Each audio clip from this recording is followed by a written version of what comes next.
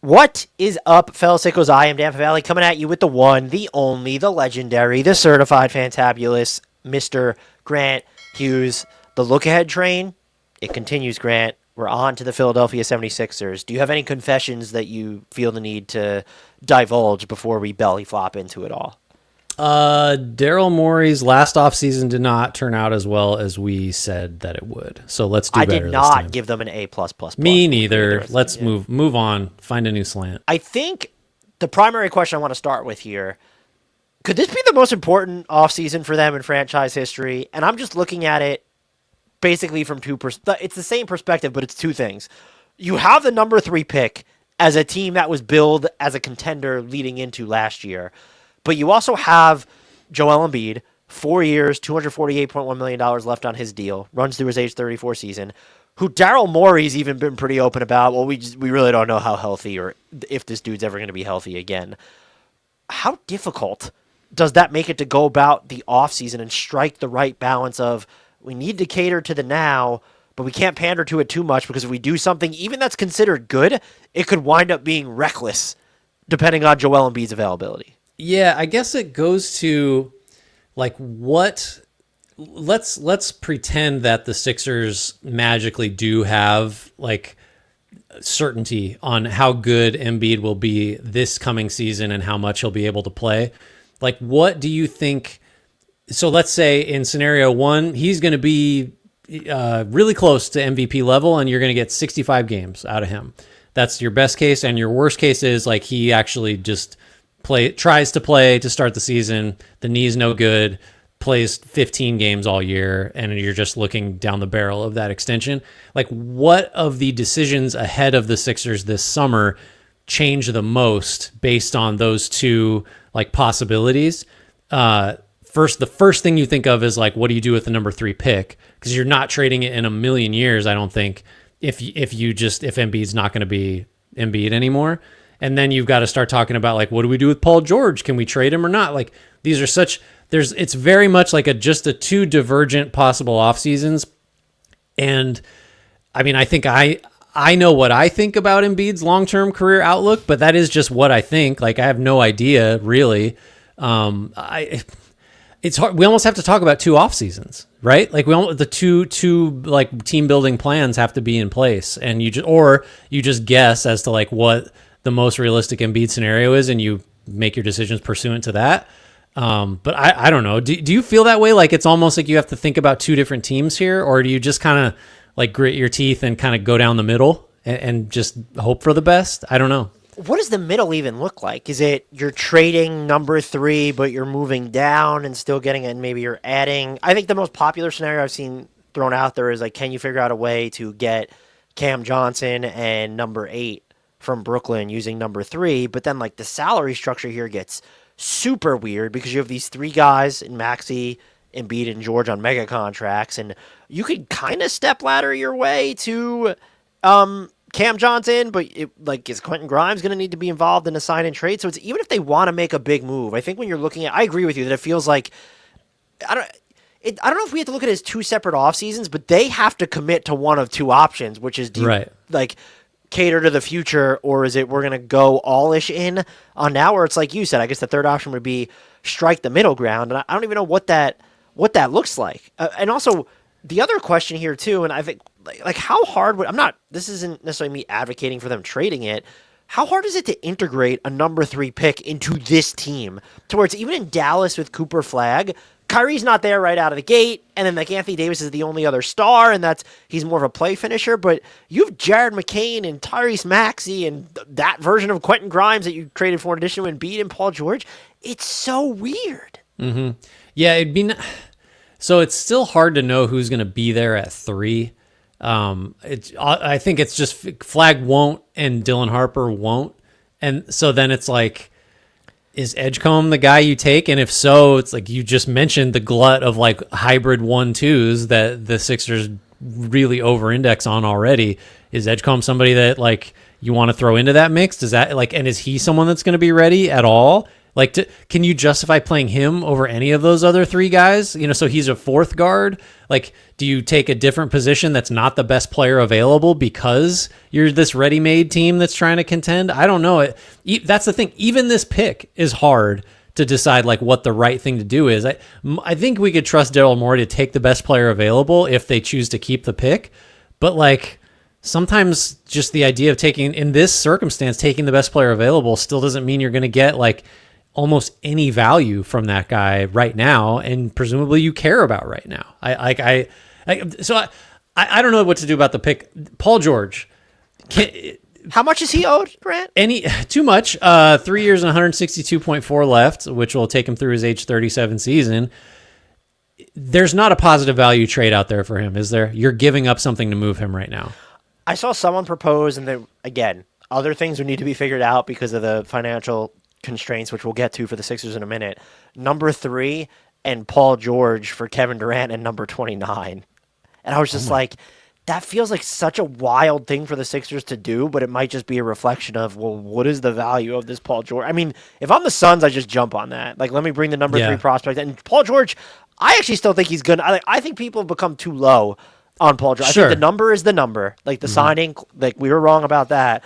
But, like, if you're Phoenix, I think you would have to that just feels so indexed to right now if you're the Sixers. And it's, you're not getting immediate financial relief. You'd be getting like medium term financial, because Kevin Durant technically comes off the books. But if you're getting Kevin Durant, you want Kevin Durant to come back. Right. And so, like, what does that number look like? Yeah. I mean, I don't know who that's an interesting one. So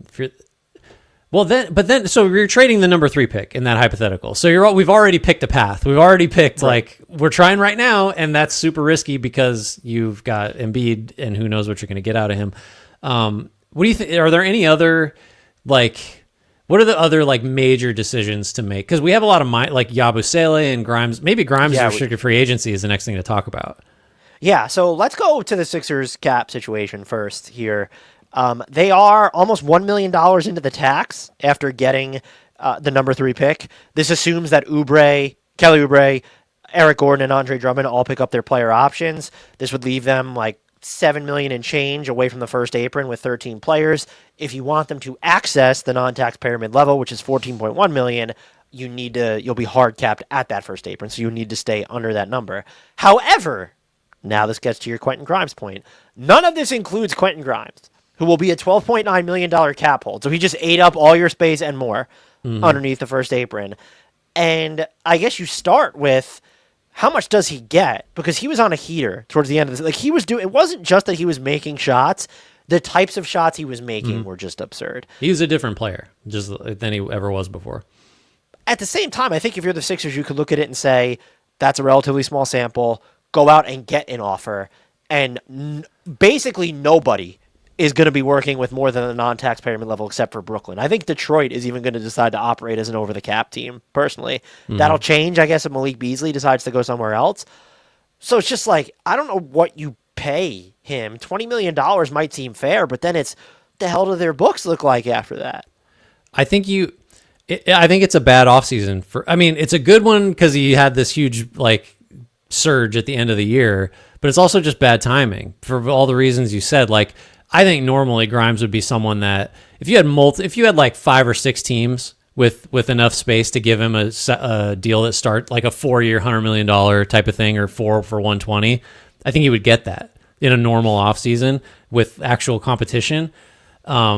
I think the mid-level is like maybe where it's going to top out at, unless you think Brooklyn is going to go for it, or you think Memphis is going to clear a bunch of space somehow and add to its tiny piles. Like, Detroit is the other one that, like, so it's not going back. That didn't work. Like, their cap space has even been overstated because Cade Cunningham is probably going to make, as we're recording this, he's going to be all NBA. So you go from, hey, we could get like $25 million in cap space, to that number just dropped to, let's say 17, and the mid-level is 14.1. So at that point, would you rather have 17 plus the room exception at 7, or just bring back Beasley, bring back Schroeder, and there's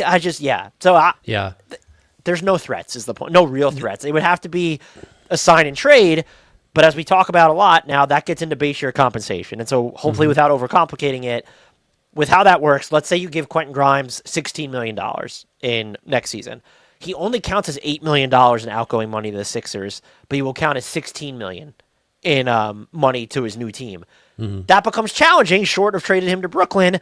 Yeah, there's a lot of flexibility when teams are under the tax, but you then need to identify a team that values Quentin Grimes like that, is under the tax, and then has stuff that they want to send you back that isn't Brooklyn. So it's just like there's constructions where you could end up with, if you're including the number 3 pick, I don't like, if I'm Brooklyn, I'm not like Quentin Grimes and stuff plus number 3 for number 8 and Cam Johnson. If that's the framework, are you doing that even? I don't know. Maybe. What if Grimes just takes the qualifying offer and is like, screw it, I'll be unrestricted in 26? How about we go that route? Like, yeah, Daryl Morey, because we keep talking about the way restricted free agency is set up is why don't teams play hardball more? Daryl Morey will play hardball, and it ends up like a mini James Harden situation where he goes, Daryl Morey's a liar. Yeah. Can you trust Daryl Morey? I would bet. So let's put a number on it. If let's assume Grimes is back with the Sixers, what do you think he will be making in year 1 of his new deal? Can we set an over-under? Sure. Over-under's what's the mid-level? 14.1. I'm going to take the over because as much as we say you could do this in restricted free agency as teams, they almost never do it. We've been through this. Like the Cavs kind of did it with Isaac Okoro. Like what is like the example to where of an actual semi-significant player that a team like, you know, PJ Washington, was he one? Didn't he get? They did wait that out, and he ended up. That was such an awkward. Remember the introductory press conference in Charlotte when they did that, or like the announcement? That was great. I love that awkwardness. It doesn't happen often, is the point. Like Greg Monroe was like, who was the last one to just sign their? Miles Bridges was the last one to sign his qualifying offer, but Greg Monroe, I think was he the last one before that, like of notable status to just sign his qualifying offer? He might have been. This is an unusual situation, so I think we should like sort of up the possibility of something strange like that happening. But I think I'm with you. I would go over. But I like, how many years might it be? Can you do like a 1+1? It probably not. I think you've got there's a certain minimum number of years on a. Well, I don't know. They could do whatever they want with the deal itself, but like, yeah, I don't know what the. I think you would have to go sort of what the Rockets did with Jalen Green, not the money, but okay, 2+1. Yeah, rather than right. 1+1 would be dicey. And then we'll all talk about how Grimes was brought back to be traded, and then they just won't trade him. But I do think like he is duplicative with Maxey and McCain. If you think McCain is anything close to what he was, or if they're going to draft Edgecombe, or if they're going to draft another, right? Exactly. Like it's weird. Yeah, it is bad timing for Grimes. It really is. Like there's just the team he's on that can actually pay him a little bit. Like doesn't really need him. And that's got nothing to do with him. It's just got to do with the other guys, and they happen to have and will get if they keep that pick. This does step on the toes of your 2 off seasons point at the top of all this. But I want to ask you about their biggest needs, or maybe we get in some targets. But like, how much are you actually? This dovetails exactly with the Grimes contract. How much are you willing to pay for this team? Because if you're Sixers ownership is Sixers ownership, but this could very easily be a second apron team. My guess would be that they're not going to be a second apron team, and if they're not, I start asking questions of like, well, what, like who left? Because you're not like, how are you getting cheaper and better? That's what I find myself asking. The way to get better and cheaper is Joel Embiid and Paul George are healthier, and we cut salary, and so it worked out. But like, it's not going to cost you. Like if Andre Drummond opts in, I don't think you could just trade him somewhere without compensating. So I mean, I guess maybe if a team is desperate for a big man and he fits into the mini MLE, but I don't know. I guess my question to you is, knowing that with Quentin Grimes on the books, they would profile as like a second apron-ish team. How low do you think they're going to try and get? Is it just get beneath the second apron? Is it, no, they're really going to try and stay beneath the first apron to maximize their possibilities at the trade deadline? Or could you see them trying to just like duck the luxury tax altogether? I just don't think I don't think getting out of the tax is super realistic. So to use the numbers here, you have your $7.5 million from the first apron when you got 13 guys. That doesn't include Grimes, so you're over that. And then what's the second apron is another $12 million over the first, give or take.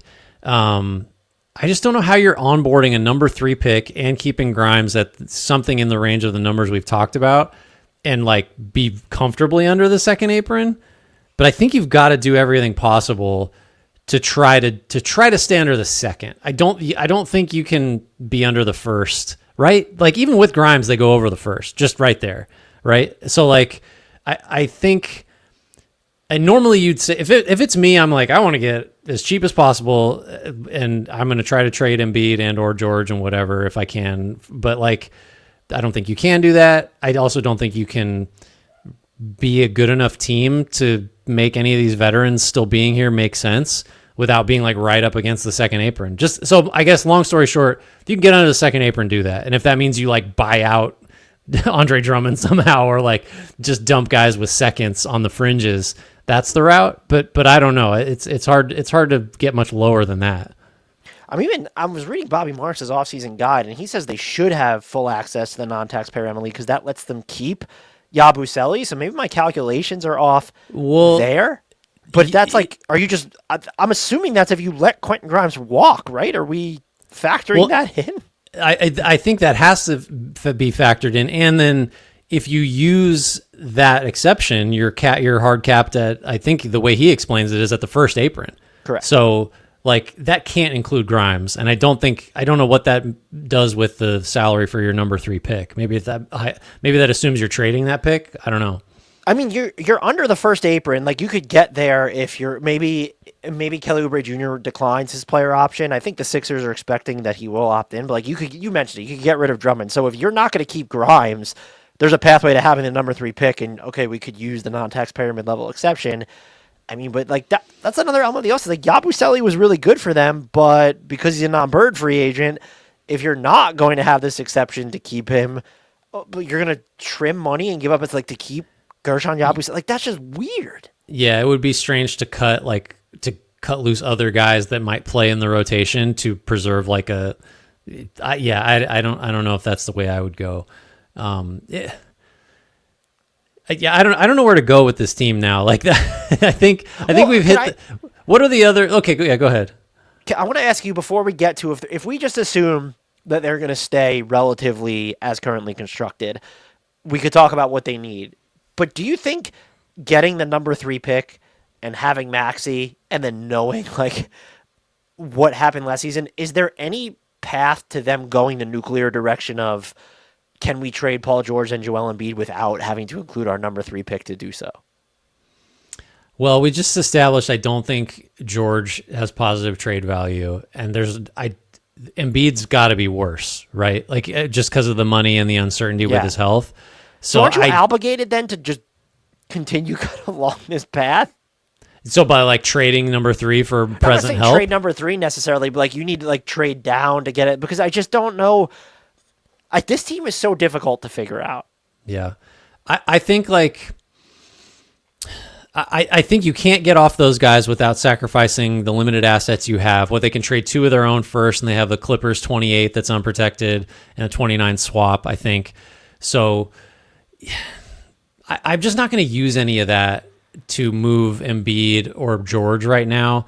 So yeah, I think of the 2 paths, I think you probably got to lean closer to just there's no stripping down. There's no stripping down that can happen to this team. I think you're stuck basically running it back, and then whether you trade down with 3 or you use 3, you're going to have a young player that is like, I don't know, I assume he'll play a little bit. Maybe the real takeaway here is I don't think if you want to maximize the flexibility and the value of this pick, I think you probably don't want to use it on a guard, which is insane because normally we're like, I don't care about the position of the player. You take the best prospect.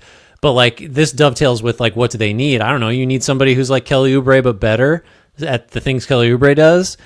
Somebody in between these small guards and your George Embiid front court. Like, point of attack defense too. Like that, what is So I think you're looking at wings, and maybe there's better value in the draft if you do move down and get Brooklyn's pick instead, or something like that. Maybe that's the like as close to a middle path as you can find. Yeah, I think that's right. I guess the other need they would have, a lot of this depends on what happens with Yabusele. You need a big on this. Yeah. I like a Dembona, but you need a big on this team because how much is Embiid going to play? And Drummond's not the answer, and so if Yabusele's not there, you do need to go out and get. I'm not saying expend a primetime asset to do it, but I think after wings and maybe just some, I mean, this team should have enough shooting now in theory, but wings and like point of attack defense. But then that gets weird because so many of the other guys are small. It's like, well, where are we hiding them? Like what?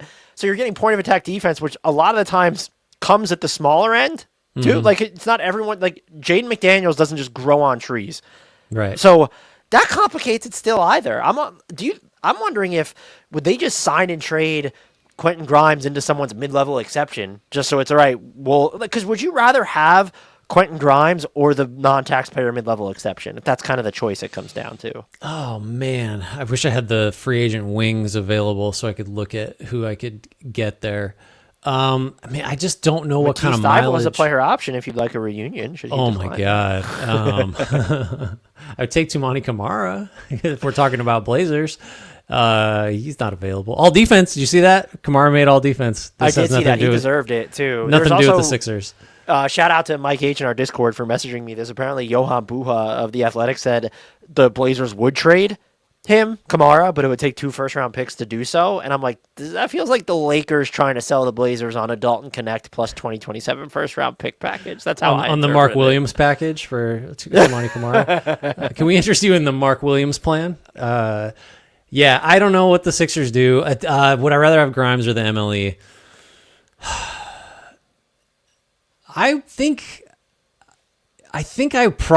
Grimes is more valuable, but for the Sixers specifically and that roster, you might rather have the option of like signing someone at a different with more positional size, or to go get a backup big and something else with that money. Maybe that's the way to look at it.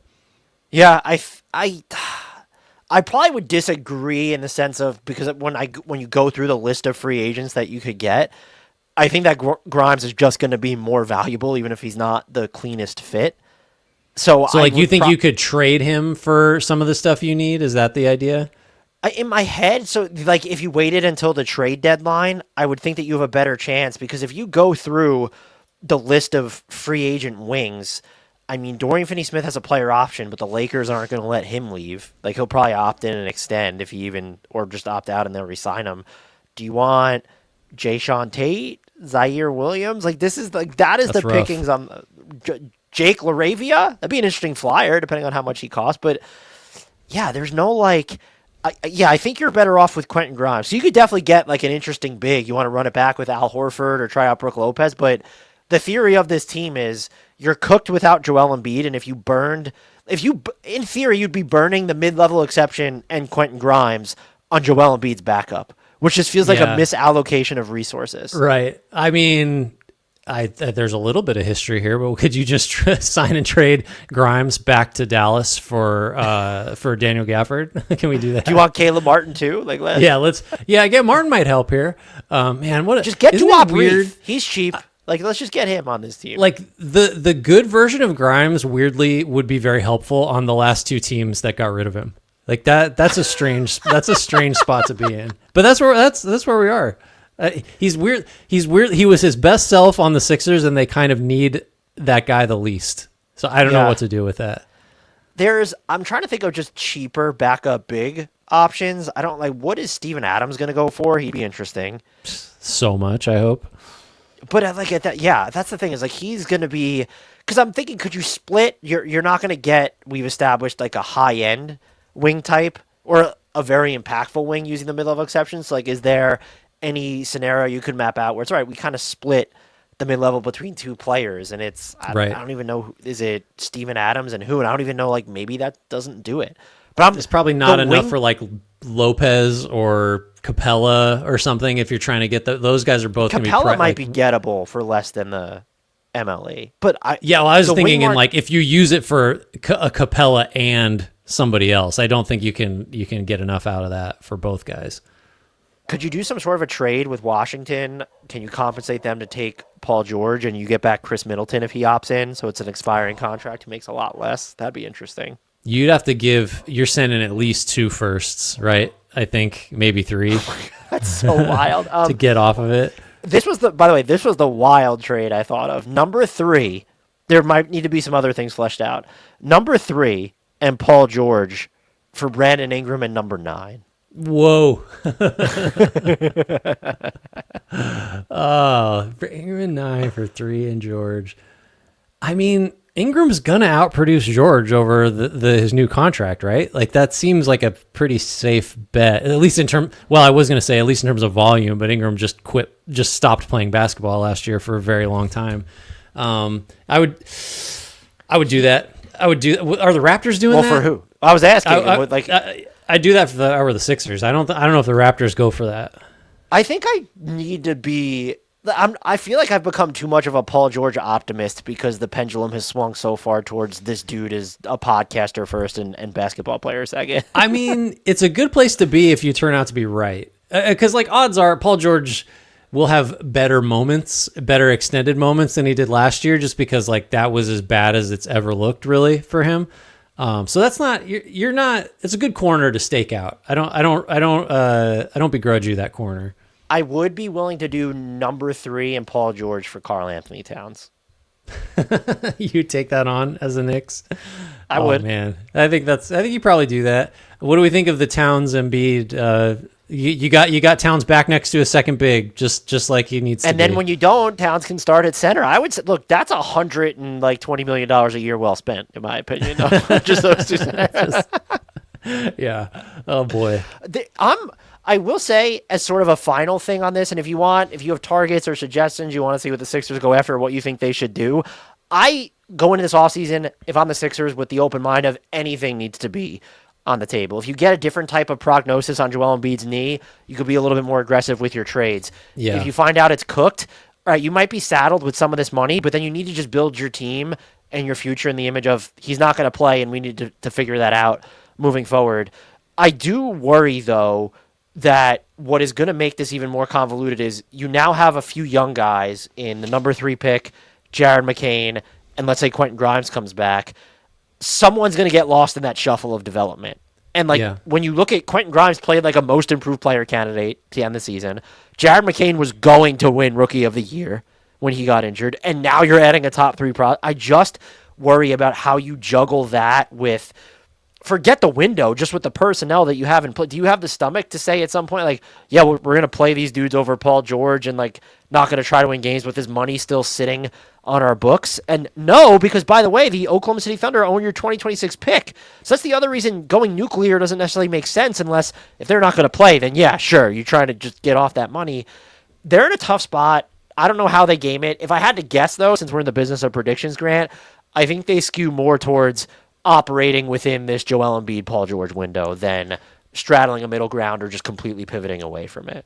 I think I agree with you, and they just sort of have to. And I guess the only glass half full thing you could say, other than the really glass half full, is like Embiid's going to be fine, and Paul George isn't that guy that we saw last year. Is that like, yeah, they're going to be a little overstuffed in the backcourt, but all those guys are positive value players. I feel like I'm saying positive value a lot, but like if you're not going to trade Maxey, but if you were going to trade Maxey, you'd get a ton for him. I think you could get quite a bit for McCain from the right team. I think if you do have Grimes back, that's going to be someone eventually that will be value. Like they have some flexibility, which sounds crazy to say about this Sixers team and how expensive it is at the top, but like I think you can mess around with one or two of those guards and turn it into something else. I just don't know, I don't know when that will be. And I do agree finally that like their offseason planning could change like day to day or week to week, depending on what the progress is for Embiid. Like you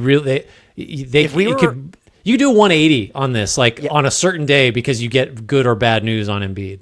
If we're recording this 3 to 5 days later than we are right now, like there's a chance our opinions would totally have shifted. That's right. Yeah. But by the time we get to October and we're like doing the season previews, God knows where we'll be.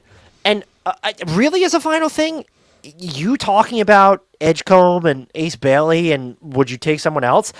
Does that hurt your ability to even move the number 3 pick? Like you're talking about trading down or trading the number 3 pick for someone substantial. How excited are people about everyone who's not Dylan Harper or Cooper Flagg? I've heard this framed as, well, Trey Johnson could maybe be that dude, but it feels like there's this huge tapering off after Dylan Harper and Cooper Flagg. Mm-hmm. And so that, it doesn't make it hard to move the number 3 pick, but are you willing to adjust your expectations on what you're getting back, or does it become the primary vehicle through which you're cutting costs? And that's like moving the number 3 pick to do like moving back to what in the middle of the first round so you can get off Yeah. Paul George's contract just feels counterintuitive. Yeah, the Sixers really needed somebody like at the combine to just really like take over the narrative and be like, well, this guy's in contention for 2, which just has not happened, and that does probably hurt them because who's like out there who views this as a 3-player draft? Like I don't think anybody does. Probably it's 2. It's like 1, and then Harper looks like he's going to be something, and after that it's like, I don't know, for a long time, Bailey was the guy. And now, like, I'm very not sold on Bailey. And I think that's the consensus, is that you can't be sold on him as a clear number 3. So I think it's a good observation. Like, even that is kind of working against their ability to, like, have some kind of certainty about anything.